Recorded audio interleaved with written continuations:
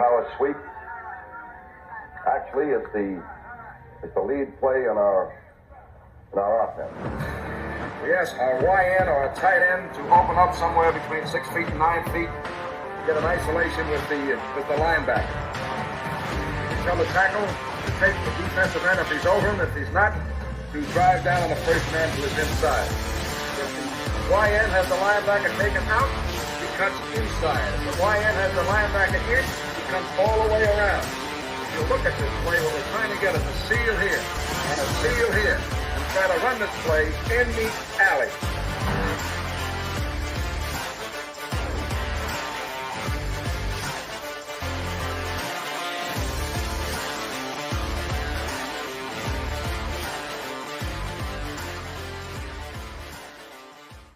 What's up, guys? Welcome into Packers Total Access. My name is Clayton. You can check us out on packernet.com. You can find me on Twitter at Packers_access. You can email us, PackersTotalAccess@gmail.com. You can text us 865-658-5824. I'm sure you can hear it in the voice. So, Tim, Jacob, take it away. You guys got the show the rest we're over battling the flu. We got confirmation. That's what we're dealing with over here. So I apologize for the voice. It's going to sound a little rough, and I'll try not to hack into the mic too much. But, Tim, it's good to have you back, buddy. I know Jacob's been back in the fold with us too. How you doing, Tim? How was Milwaukee, bud? Man, it was great. Got a chance to see family and friends, get a little work in, Good to be back, though. Missed you guys. Glad to be here. Yeah, absolutely. Jacob, how was your day, bud? Good, man. Got a lot done. I washed the car. It was such a nice day out. Took that out. Had one of those nice days, and ready to talk a little football. Did you wash your hands and your butt, though? Wash your hands, wash your butt, man. That's it. That's all. way more important than the car, I promise you that. Got to wash the hands, got to wash the car. Jay in the chat says, Darnell Savage posted some Packers highlights on his social media, eyeball emoji. Maybe seems like he's coming back. It kind of feels like that. I didn't see that specific post, but the vibe I'm getting is I kind of feel like Savage is probably going to be back in the fold. And, Wildy made that comment the other day on his show. I think I mentioned it on Good Morning Lambeau. I believe he said that during the exit interviews, as everybody was cleaning out their locker for the season, Darnell Savage made a comment to him that he didn't like how he was being used. And, I had mentioned the only thing that could be different in Jeff Hafley's defense as opposed to Joe Barry's, because they played a ton of single high, and, they played their share of cover one man, but it was mostly cover three single high. Was they had Savage in the box, as kind of that spinner, right? That robber, if you will, in man, cover one man. So it kind of makes me think, guys, that he, maybe he's wanting to play that single high look, right? He's wanting to play that single high in a cover three or a cover one. But how do we feel about Savage coming back? I know we've talked about it a little bit. It sounds like he's holding out hope that he's going to continue to be a Packer. But Tim, are you on board with Savage? Let's say somewhere between to the tune of $4 to $5 million. Oh, yeah. I mean, we've talked about this a couple times. I'd like to see him back, at a reduced rate, if you will. I think he could fit into this scheme pretty well. And I'd hate to see him go to Chicago. That's kind of the vibe I got, was that, the Bears probably need a safety. They may be willing to pay a little more. But I think Sav wants to be here. I really do. And I hope he stays. Yeah. Definitely. And he definitely finished strong, and we talk about it all the time. It's not something that I want to agree with, but it's definitely a real thing in the NFL and sports in general. You're only as good as your last game. And, really Savage finished the season pretty strong too. Jacob, how you feel about Savage coming back, man? You on board with that? Man, I don't know. For the money, it happens every year, don't it, man? The money's right. I think I'd like having him back just to have some sort of veteran presence at the position, but I don't want to end up with with Owens and Savage and a couple of washed up guys, because we saw what that did for us last year. We just kind of played the musical chairs game all season. So I'd like to get at least maybe a free agent signing, maybe a draft pick. Didn't I see that? Wasn't there a release that was kind of surprising in the free agent market in the free safety position? I can't remember who it was. I thought Ryan dropped the name. Seemed like there was a Miami Dolphin, wasn't there? Oh, there was that, or something about the fact. Maybe I'm crazy. I know that there was something talk about the guy in Buffalo maybe not getting re-signed, but I thought there was somebody that actually got cut already, because there was a bunch of teams that had already cut at least one or two people. We can look at that later, maybe, but there's definitely teams that are looking to do that right now, right? They're looking to kind of trim that roster down a touch. I'm just going to go ahead. Sorry, isn't Savage too? Is he like 5'9" or something? He's pretty small, right? I was thinking he was 5'10". I'm not sure though. Okay. So I just wonder if maybe they want to go switch and have a more of like a bigger, larger body back there kind of thing. But I don't know. Yeah, going off of Ian Rappaport's tweet here, he said the Bengals are franchise tagging T. Higgins. The Dolphins released 2 big name stars in Xavier Howard and Agba. Yeah, so that's the only thing I'm seeing as far as Ian Rappaport. I was kind of trying to see if there was another safety that he mentions here, and I'm sure he does. He did, but it's going to be buried in here somewhere. Xavier Howard obviously is a cornerback. So Packers have Savage listed at 5'11", 198. There you go. According to the site. I was thinking he was right there around 6 foot tall. So, but I'd say the reason you probably feel like that, Jacobs, because he doesn't really play big, you know. It's very rare. So small. Yeah, it's very rare that you think, man, he's imposing, right? It just you don't see it that much. Jay says, personally speaking, I wouldn't mind having 26 back there again. Carly Ray says, I want Savage back if Hafley wants Savage back. That's the big thing, right, Carly? Is how's he going to fit into this secondary? And if anybody can get the best out of Savage, it sounds like it's Hafley, right? Being kind of that defensive back whisperer that we've talked about. SDM40 says the numbers game are in Savage's favor, even with a draft pick and a free agent. Savage could have a place. I think that someone will pick him up. You know, the fact that he was a first-round pick, typically what happened if he hits the market openly, there's going to be some suitors after Darnell Savage, right? People are going to immediately go to their draft boards. That's typically what these front offices do is they go back to their original draft board. All right, what kind of draft grade did we have on this guy? We really liked him. All right, cool. And then they'll go to their most recent scouting reports of what they've done, you know, cross scouting over the league and see how well he's played for sure. So that's usually how that falls into place. I would say if I had to put money on it, I would say Savage is going to be back, though. That would be my guess. All right, let's do this real quick. I think we're caught up there in the chat. Excuse me. Jair Alexander, this was cool. PFF Green Bay Packers at PFF_Packers had tweeted this out. Jair Alexander, 85.3 coverage grade since 2022, 4th among all cornerbacks during that time. Now, we've talked about how last year he had kind of a down year. This year he had kind of a down year. Obviously, battled injuries, had the personal issues that led to the suspension. That all seems to be behind him. That's good news. I'm eager to see what Hafley can do with Jair Alexander. The fact that since 2022, he's still 4th amongst all cornerbacks during that time, you know, of 85.3 coverage grade says a lot. Excuse me. I'm eager to see, man, what he's going to do under Hafley's tutelage, right? Are they going to have him play in more press? And I immediately go back to, you know, these were his words, not mine, talking about how he likes to play off, right? Immediately people think, yeah, he's going to be playing press now. And it's like, he's the one who said they're trying to force him to play up on the line of scrimmage, up on the wide receiver. So I don't know how you guys feel about that, fellas, but I don't think it was necessarily Joe Barry telling him to play off. Well, we know it wasn't Joe Barry telling him to play off because obviously they brung in Greg Williams to try to get him to play up on the line, right, Tim? Yeah, see, that's what I was kind of gonna mention, you know, and obviously Coach Williams is you know, not in the picture anymore.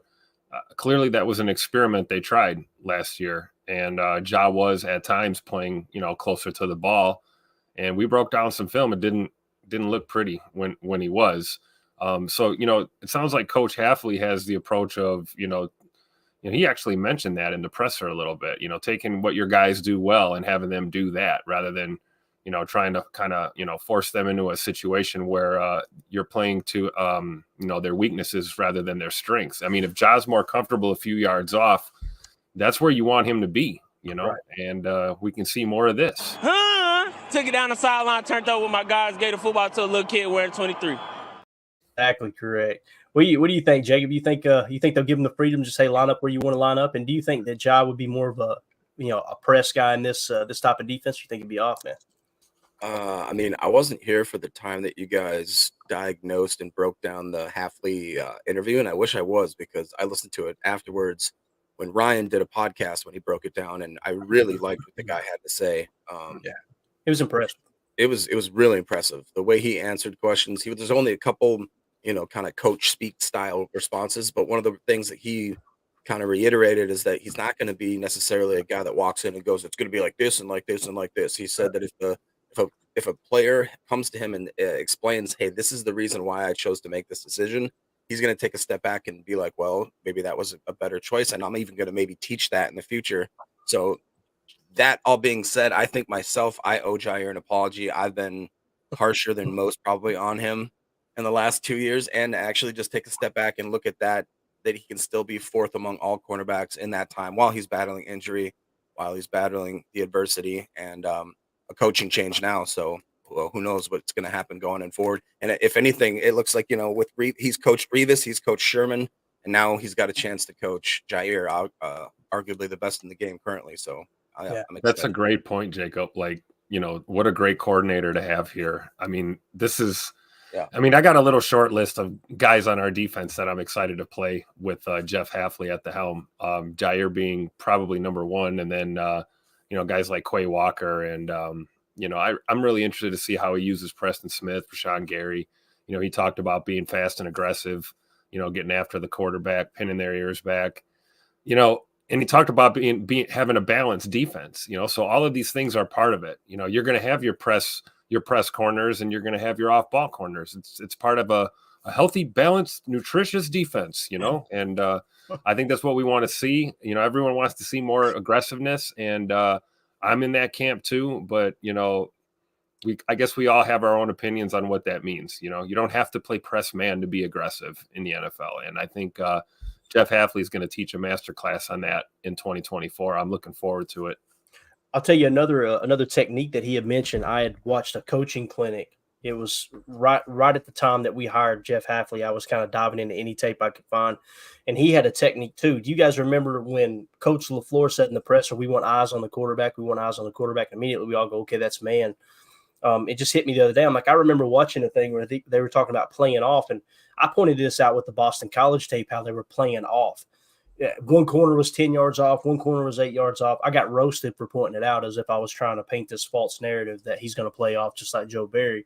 But the point was in that coaching clinic, and broke down by Jeff Hafley, was they teach a man coverage technique where they're 5 to 7 off the ball, and they're looking at the quarterback. They're playing the wide receiver. They're watching the cornerback. The eyes are on the quarterback, playing through the wide receiver, if that makes sense.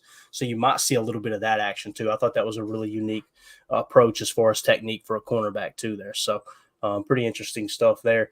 Let's do this. Let's talk about the draft a little bit. One of the things that we've mentioned over and over and over, and I've gotten many questions about RAS, is, do the Packers use RAS? I believe the answer is no.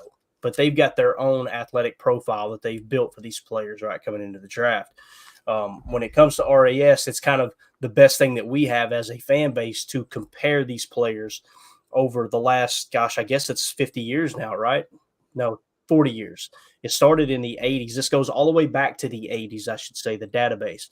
So you're comparing players at each position, their size, their weight, their athletic ability, and that determines their relative athletic score.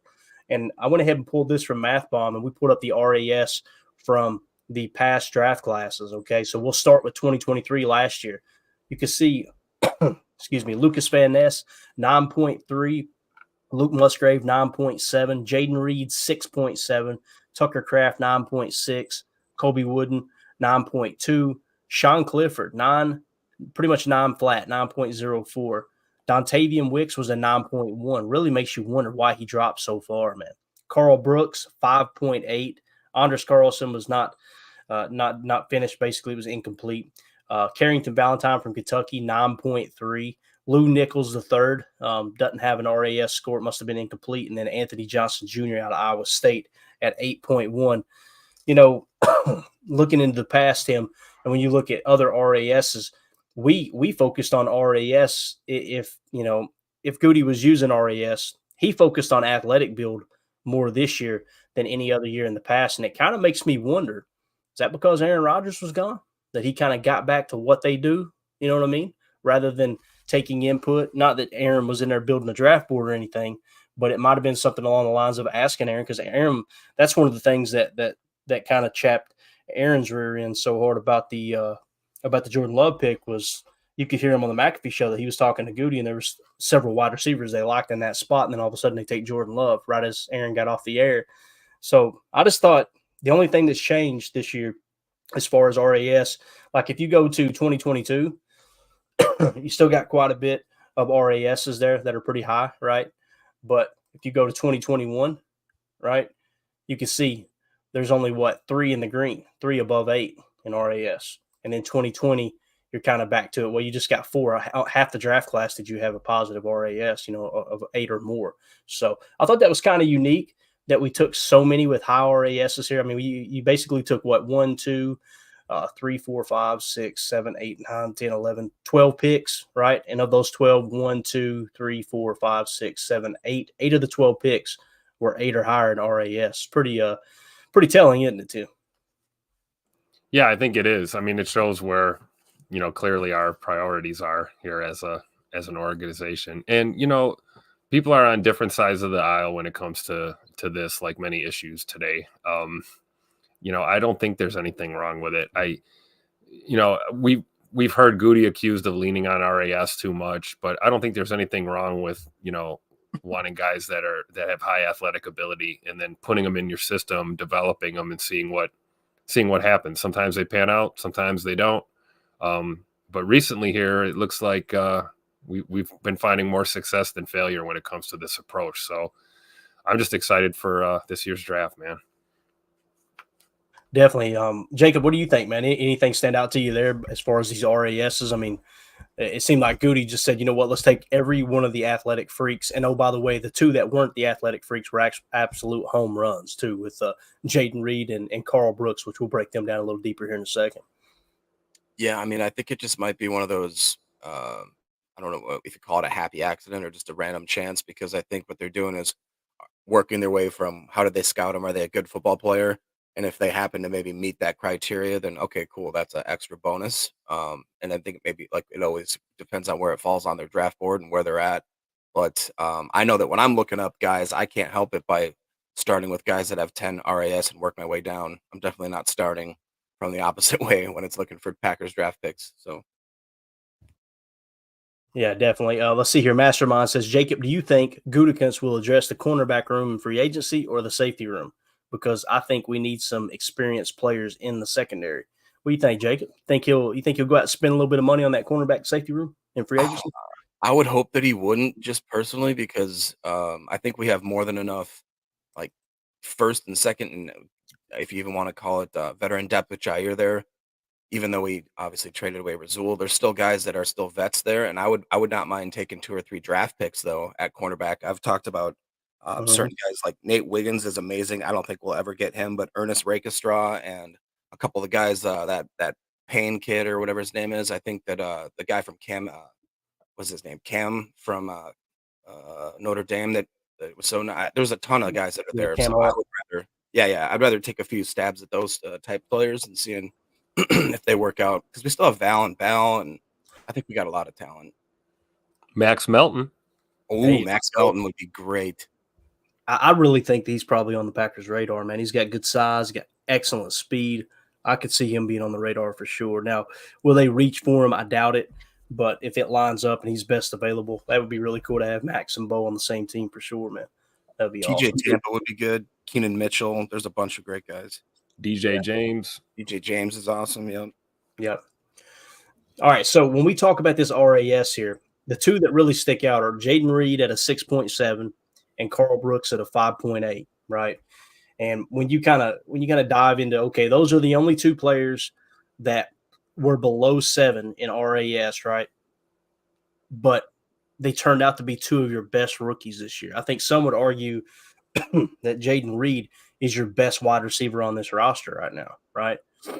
So what were the signs there, do you think? Let's look at his RAS. Here's Jayden Reed's RAS, okay? The only thing that really brung him down was the shuttle and his size, okay? So when you look at his size, obviously, over there, 5'10", 187. Obviously, he grades out in the 3s on those 2. Bench press, 13, grades out in the 5s. Vertical jump, didn't have a good vertical jump at all, 33.5. That grades him out as a 4.31. And then his broad jump at a 6.31. Shuttle, like I said, was 4.29, which comes out to a grade of 5.28 as far as RAS. But his 40-yard dash, 4.45, that's an 8.6 on the RAS score. 20-yard split, 2.5. That's 9.2 RAS. And then 10-yard split was 1.5. He's got that quick twitch, and you've seen that all year long, right? So that obviously grades him out as a 9.08. So his total RAS score was a 6.74. If he had been in the green on his sides, probably would have been in the nines. There's no doubt about it. But here's the cool thing. We had talked about this all season long. When they took Jaden Reed, they traded back twice, and they ended up taking Jaden Reed, and he was nowhere on my radar. I was so mad at myself during the draft. I'm like, how the hell did I miss this? How were they so high on this kid? And he turned out to be phenomenal. And I was off the mark on him, right? Well, if you look at his 2022 PFF score, right, he only graded out 70.4. That's one reason why he was so low on my board, right? But if you go back to 2021, he graded as an 82.2.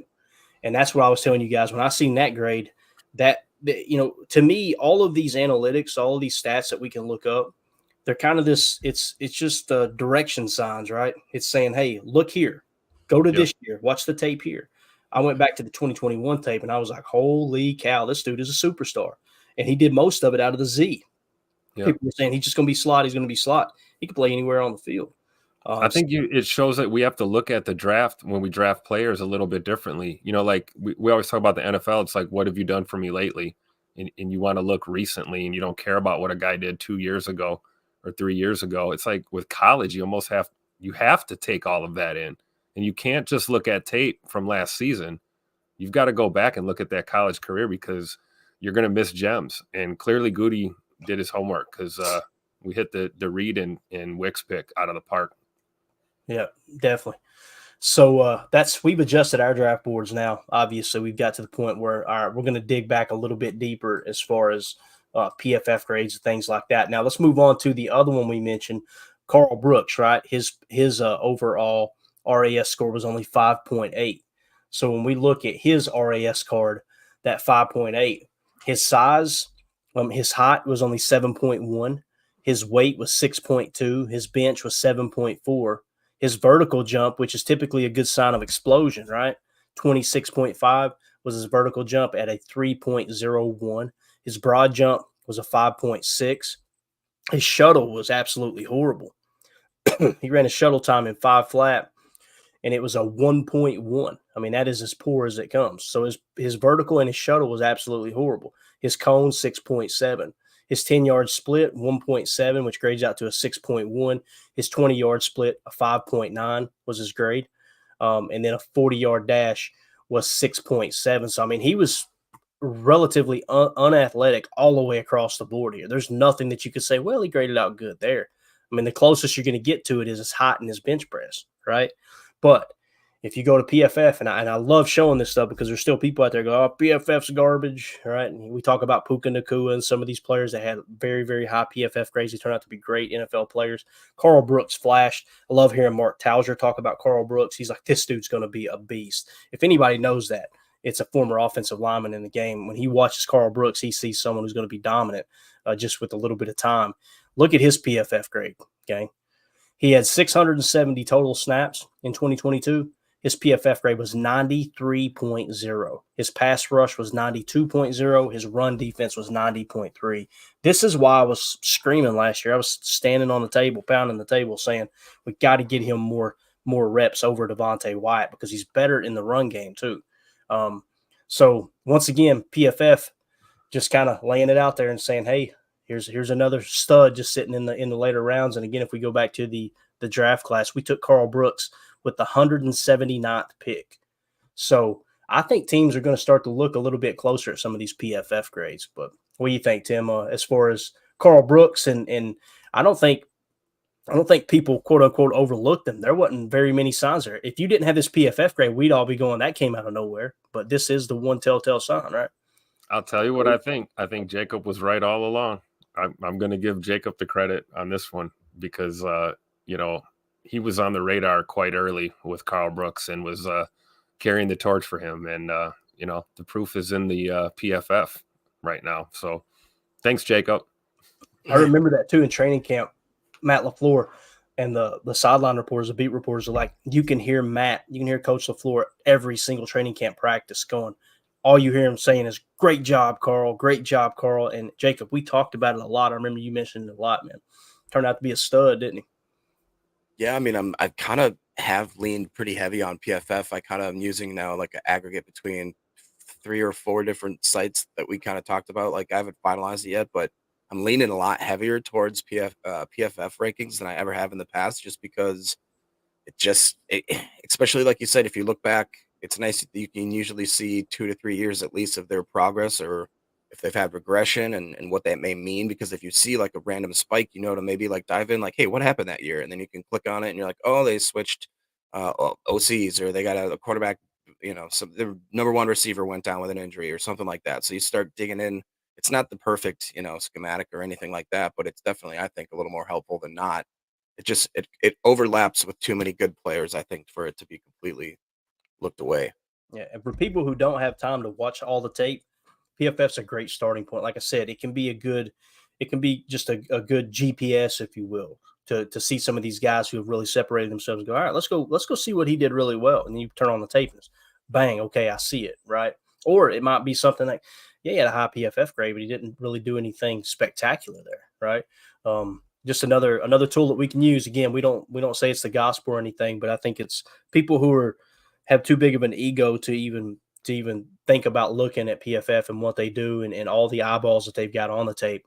I think they're really missing out. I do. But if we go to the 2022 RAS, just do a quick recap of that draft class. Quay Walker, 9.6. Devontae Wyatt, 9.5. Christian Watson, 9.9. Sean Ryan, 8.1. Romeo Dobbs didn't have a complete score. Zach Tom, 9.5. Absolutely phenomenal there. You've seen that one coming, right? Kingsley Enagbare, one that had a low RAS, he was high on my board. The reason he was high on my board was because of PFF.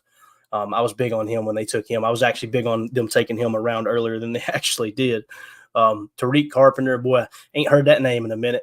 8.9. And then Jonathan Ford, which is obviously the big boy in the middle, the big D tackle, had huge size, right? 3.5.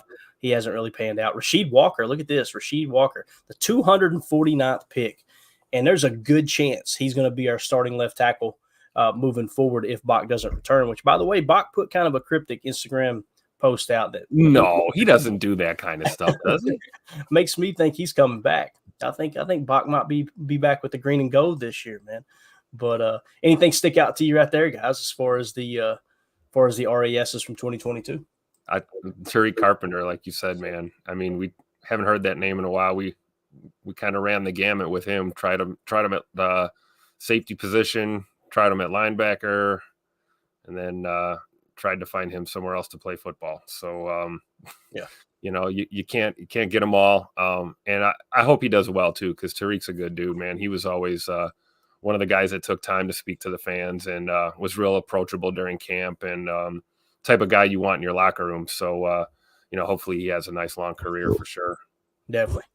Jacob, you good, man? I know you. Okay, you're back. Good deal, man. We were just looking at the 2022 draft class here, and the RAS is attached to that.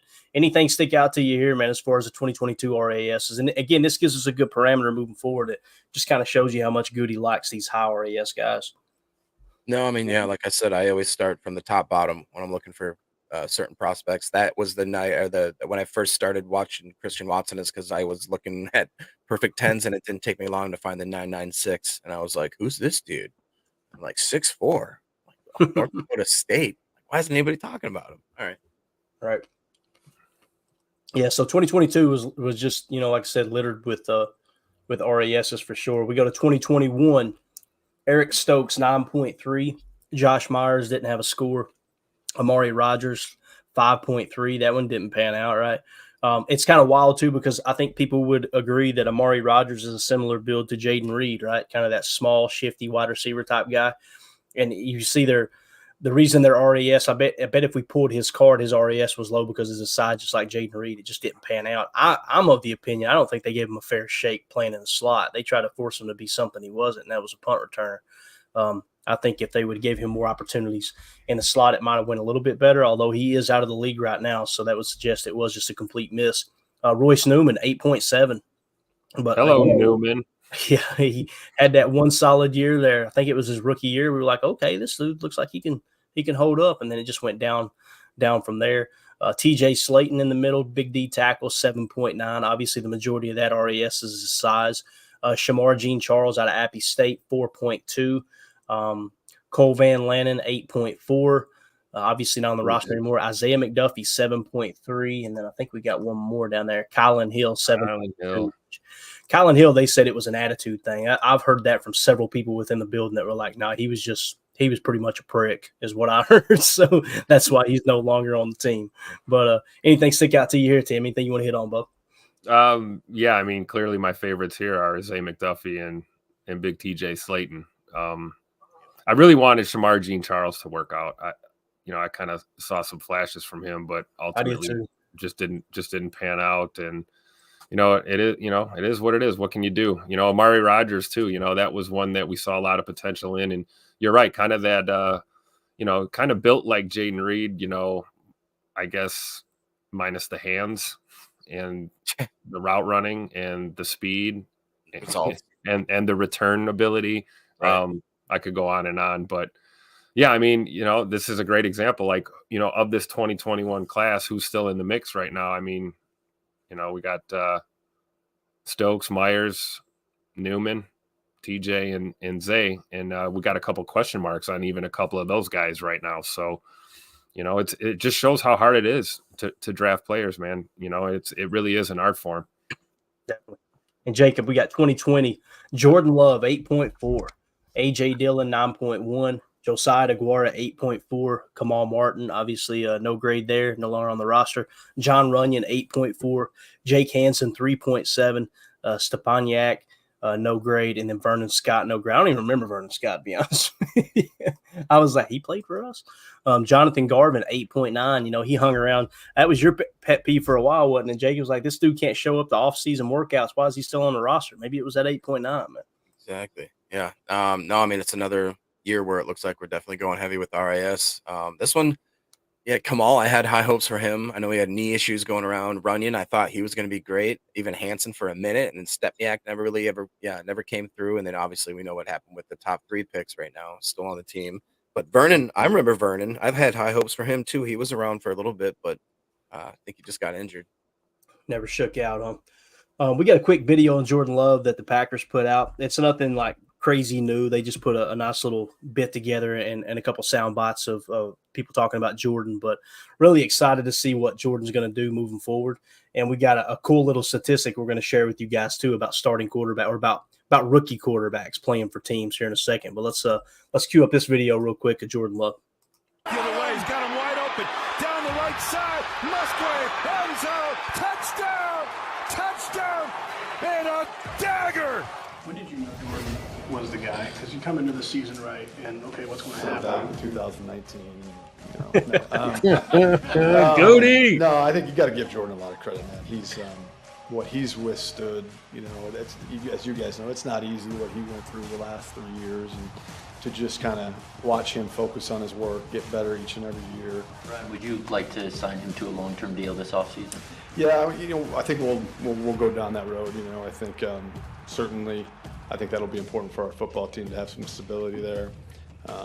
Jordan and his representation, I think they're really good people, so we'll start working towards that, sometime this next couple months.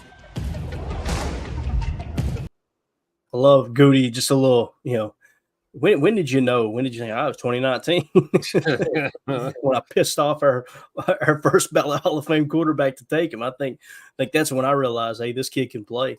It's just so cool to see Goody vindicated with that pick because there was many people that were against him on it, obviously. He got that from Ted, man. That's Ted Thompson all day. Do the right thing regardless of who's upset about it.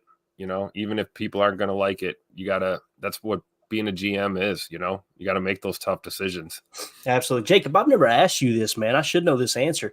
What did you think when they took Jordan Love? Were you like, yes? Or were you like, what are we doing? What was your initial? I was devastated. I think I was on air with Ryan too when that happened. Is that right? And I think I was like, that was speechless. I remember I was speechless. And then I laughed like the Joker. I love it. So I remember, I wasn't with Packernet at the time. I remember when they took him, I thought, I don't know anything about Jordan Love, but I think this is smart because people that I trust, your Pat Kerwins, your Bill Belichick's, Michael Lombardi's, Bill Walsh, everybody has said it. The best time to draft a quarterback is when you don't need one, right? And it sounds stupid and it's hard as fans to accept it, especially when you're coming off an NFC championship, game lost there where you feel like you're so close to the Super Bowl and then you use your first round pick on a quarterback. But man, Goody, again, vindicated. You got to tip your cap to him. This is a really cool stat, though. Last time each team started a rookie quarterback in a game. In 2023, there was 1, 2, 3, 4, 5, 6, 7, 8, 9, 10 teams. Now, I won't rattle off the specifics of who they are, but in 2023, 10 different teams had to start a rookie quarterback in a game. Okay. In 2022, there was 7 teams that had to start a rookie quarterback. In 2021, 3 teams had to. In 2020, 4 teams had to. In 2019, the Denver Broncos and Detroit Lions had to. It's 2 different teams there. 2018, the Buffalo Bills, obviously, I'm assuming that was Josh Allen.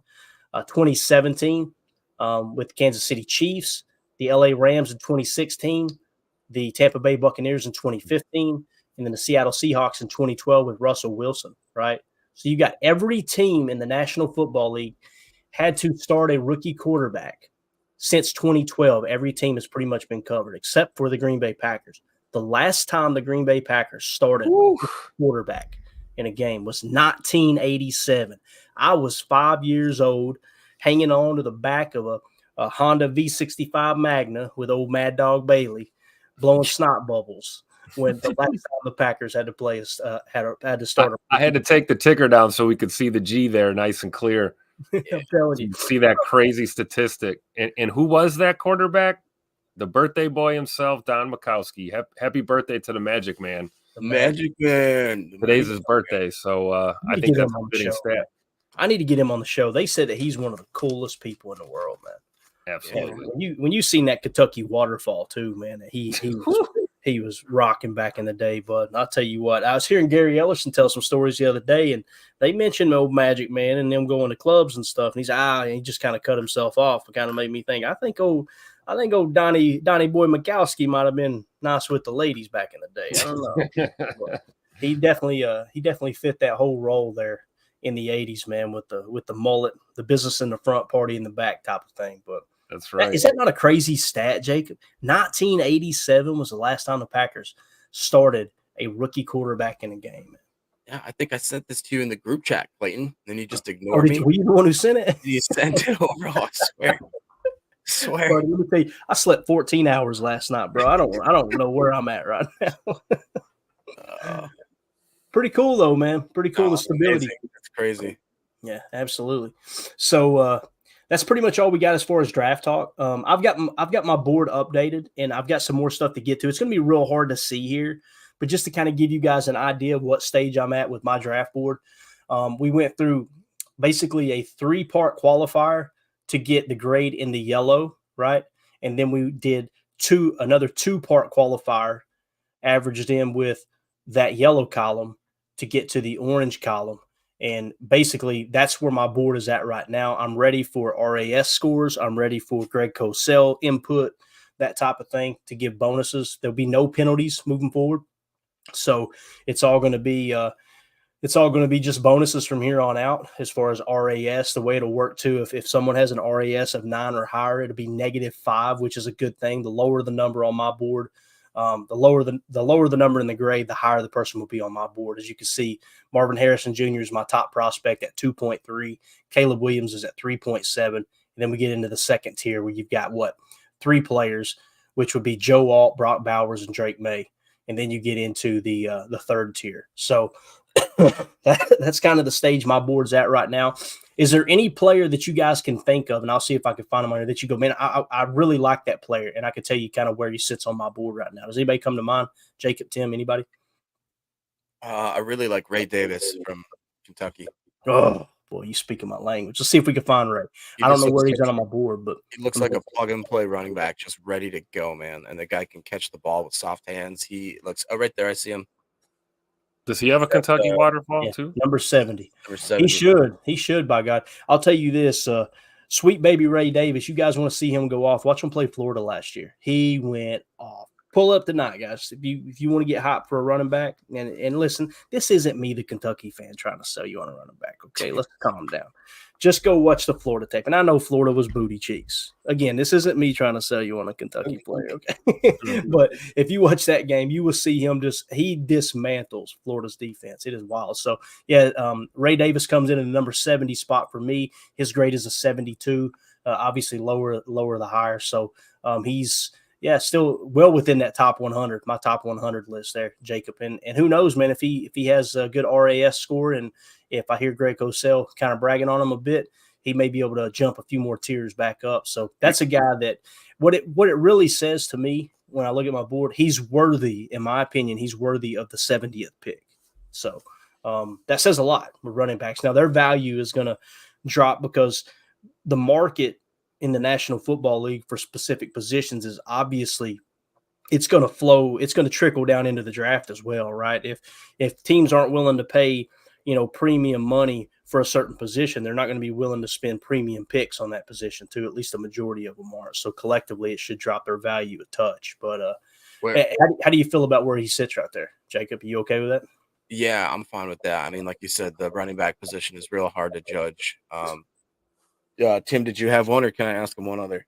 No, go ahead, Jacob. Just interested where a guy like Le'iatu Latu falls on yours, because after watching I went straight by stats and then rankings, and then I watched him on tape, and I was like, oh my gosh, this dude's a stud, bro.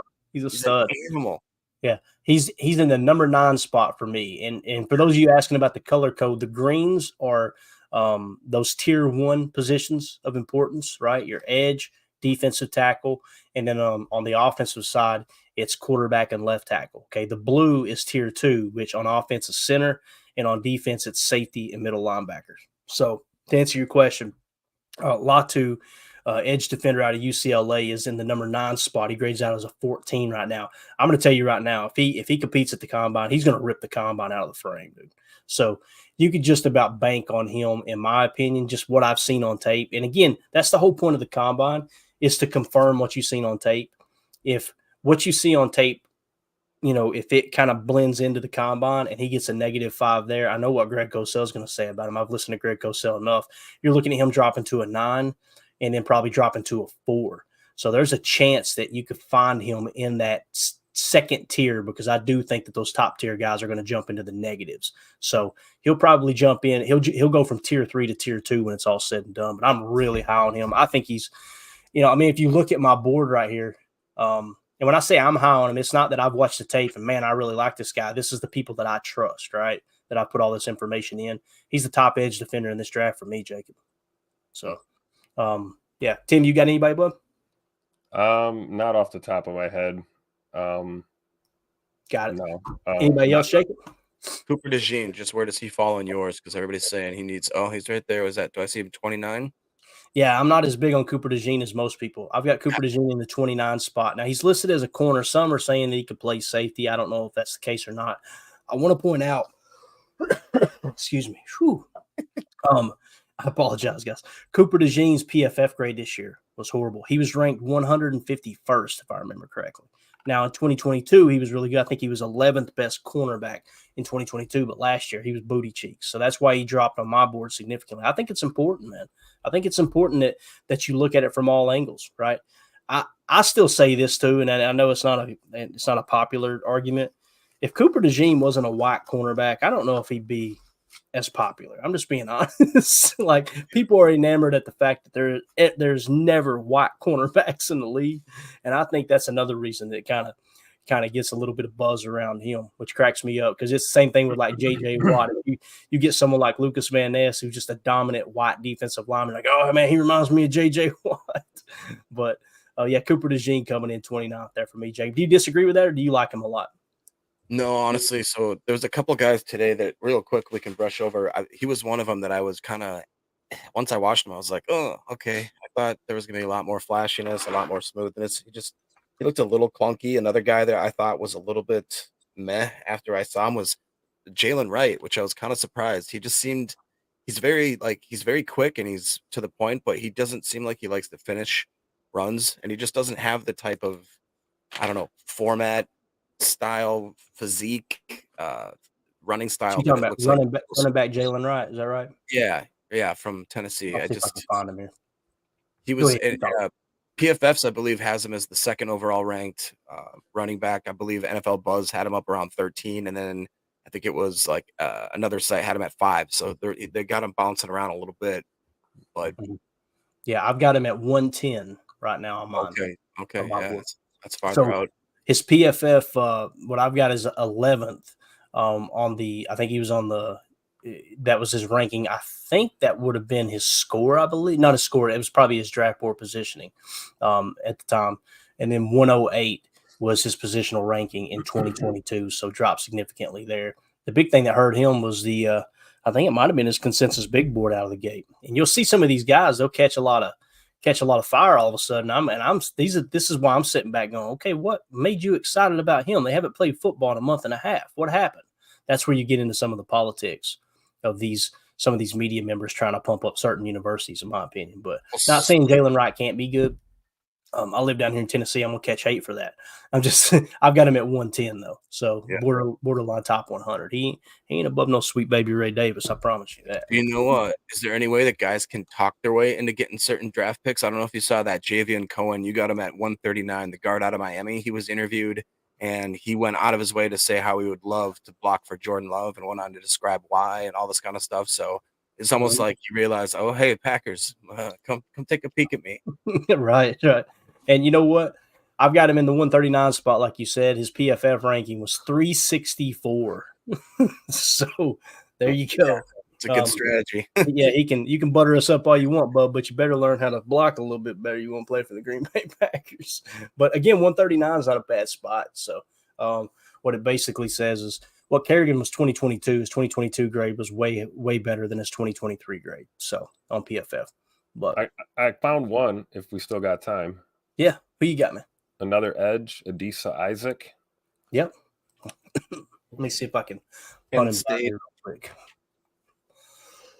quick. And you were dying, aren't you? Man, I'm hurting, boys. I ain't gonna lie. And I used to get about 45 minutes with this medicine. They say it lasts 4 hours. That's a big crock up. That's a bunch of gobbledygook, as y'all say up there. Let's see here. Edge, Adisa Isaac. I wasn't as big on him. I remember not being as big on him, but other people were. Okay.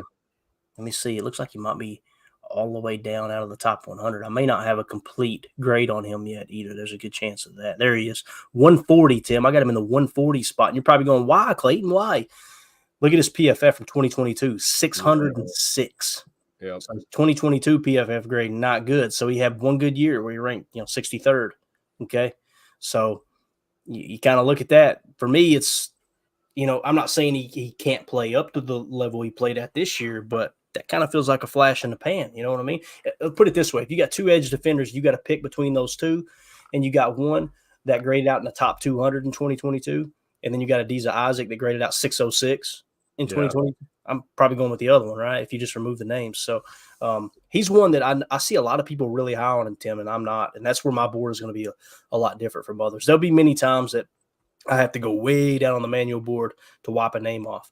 But I play it really, really safe. Like I said, my board is very boring and very safe. In that regard. I was on the fence with him, so you've helped me make my decision, and it's definitely going to be. There you go. And he may come out and he may test out like a freak, right? That could happen. And Greg Cosell may come out and watch the tape and go, man, I really like the tools he's got in the bag. That'll boost him up 10 points, right? And that could push him up as high as on my board. That could push him up as high as top, 130, right? But still nowhere near. Some people got him as a first round pick. So, oh wow, it's just I look at it a little bit different. And again, I'm not trying to predict where they're taken, although we've been pretty accurate, with them falling in order. Like last year's draft, if you go back and watch it, like by the time we got through the top 150, everybody was off my board. So it was just spot on, man. We did a real good job. Now this year, I expect more people to be on the board because this is the first year I went back to 2022, went back 2 years on PFF. And that was because of the Jaden Reed pick. And I'm like, man, they're really putting some value on the previous year's tape. And it kind of felt like that with Jordan Love too. That's what hit me. Because you guys remember the year that Jordan Love came out, if he was able to come out the year before, they said he would have been drafted a lot higher. But he was coming off kind of a down year. If I remember correctly, Jordan Love turned the ball over a lot that final year. And they were talking, well, it was a different offensive coordinator, different this, a different that. It's obvious Goody put a lot of value on his year before tape, right? And same thing applies there with Jaden Reed too. So, yeah. What else we got, fellas? Anything else y'all want to hit on? We're at the 50-minute mark. I got a little Aaron Jones video we can hit real quick. It's kind of quick, and then we can save the history again. We got plenty to talk about right now. I see you got something up there, Tim. You want me to put that on the screen, Bubba? Well, I was just thinking, we got that classic Belichick, like change the penny or whatever, put that on the girl right there. Are you kidding me? Man, that's the profile shot, but I got to tell you, man, I think I found a better one. Bam. Jacob, there's that Kentucky waterfall. That's Mr. Hydro Girl right there, Jacob. You kidding me, dude? Girl. Look at that. The blonde hair. Look at the wristband. You don't need that wristband either. Just looking all dolled up. You know what's crazy is I'm willing to bet that this dude was his barber. You can call me anything you want, but don't call me that. Oh my God, Tim, that looks just it looks like the same cut, don't it? Jacob, are you seeing this, bro? Maybe that before the dude let himself go. One more time, hit it. Look at this picture, guys, and watch this video. Look real close at the hair. You can call me anything you want, but don't call me that. I think we found out what Don Mikowski's doing nowadays. He's out there on the boat. He's out there on the boat drinking Schaefer Light. I love it. I do too, man.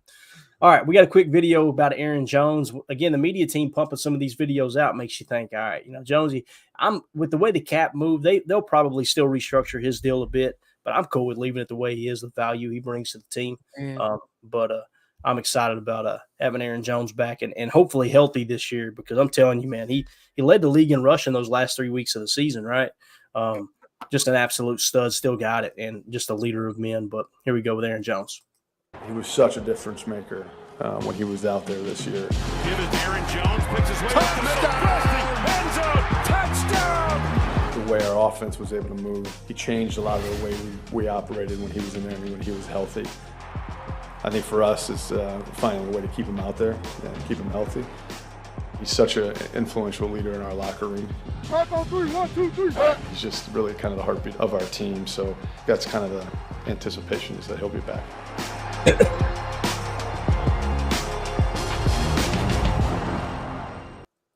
I want to see that guy get a ring so bad. Oh my God, man! You talk about something to play for this year, boys. Woo. Seriously, that. And what's cool is we ran the numbers, and I want to give a shout out to United Bates. You're awesome, buddy. Thanks, United Bates with the super chat. Thank you so much, bud. He said no comment, just appreciate y'all. We appreciate you, buddy. And just sent off that autographed Jaden Reed card to can't remember the guy's name right offhand. I've got it in the email, but we just got that out. So all those autograph cards you sent in, man, we really appreciate you donating those to the stream so we could give them away. And we got some other stuff we're going to be giving away here soon, but really, really, really appreciate you, Bates. You're awesome, buddy. Let's see here. Bates said he needs his hair to look like that. There you go. I think we all do, man. I couldn't pull it off. My head's too fat. Julie says they're back in style now. You got to have some vertical range with that head. You know what I'm saying? Mine, I'm more, like Mandy said, I look like a tadpole, which I was telling the guys offline earlier. It was hilarious. I was laying on the couch earlier about an hour before we went live. I'm like, how am I going to get the strength to walk up those steps? She looked over at me and she just went, "You look like crap." That's all she said. Like 24 years into this program. Appreciate you, baby. That's what we come to expect right there. I'll tell you, at this point, I'm just happy I have hair. Whatever, I'm hanging on to whatever's left. That's right. Tell you what, man. But with Aaron Jones, the thing that I wanted to point out, and we'll wrap this puppy up. Next year, he's set to be a free agent, and his fair market value is sitting at like $6 million. So, I mean, there's a really good chance you bring him back next year too for $6-7 million. It's going to lower your cap cost for him. I don't think he's going to drop off like that. I really don't. I think he's got a lot of gas still in the tank.